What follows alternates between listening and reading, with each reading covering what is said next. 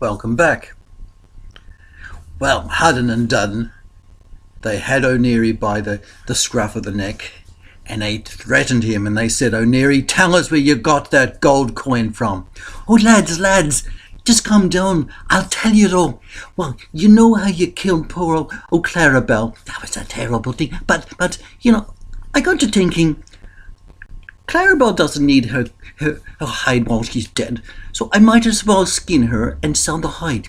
Well, I was expecting to get a penny maybe, so I took the hide into town, and you'll never believe it, but the bootmaker, the belt maker, and the saddle maker, they were fighting me for it. They were all offering me gold, and so I had to give the hide to the highest bidder. You wouldn't believe it. They can't get enough leather. There's a real leather shortage on the whole of Ireland." Well, Hudden and Dudden looked at each other, and they just both got the same idea, crashed into each other as they raced out the door.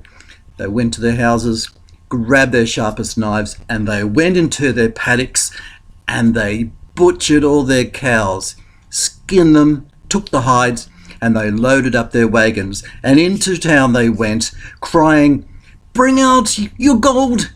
We've got leather for you! Leather for gold! Bring it out!" And the bootmaker and the belt maker and the other dealers in leather, they came out and said, "What are you talking about, you idiots? Gold for leather? You must be mad! Get away with you, amigons!" So they started picking up stones and sticks and cow dung, and they flung it at the boys, while Hudden and Dudden raced back to their farms, straight to O'Neary, and they picked him up. "Right, O'Neary, now you little idiot, we're going to teach you a lesson." And they stuck him into a sack, tied the sack up, tied it to a pole, and between the two men, they set off towards the great lake of the west, where they planned to toss O'Neary off the cliff into the lake itself. Now, the great lake of the west was 2 days' journey. So after about a day of hard walking, they were hot and bothered, and they came into an inn, sat down, flung the sack to the floor, and after a bit of drinking, they fell fast asleep. Poor O'Neary, he lay there in the sack, but he heard the footsteps of a man who'd come down from Northern Ireland, and this man happened to be a farmer, and he happened to have 200 cows which he had corralled outside the inn. So O'Neary started speaking up loudly, and he said, "I won't marry her, I tell you now. I don't care if she's the High King's daughter. I don't care if she's the most beautiful woman in the whole of Ireland. And I don't care that she's so wealthy, wealthier than anybody. I will not marry that woman." Now, this farmer from Northern Ireland, he looked down at the sack and he said, "What are you doing in a sack?" "Oh, hello. Will you see those two lads who are asleep there at the table?" "Aye."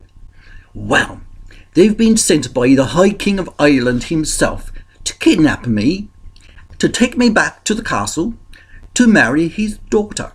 But I'm telling you, I'm not going to marry her." "Why not?" "Is she really the most beautiful woman in the whole of Ireland? Is she really the wealthiest woman? You must be mad, and the king's daughter. I'd give anything to marry her." "Well, I tell you, would you like to get in we change places? You hop in the sack, and I will take your cows and go home."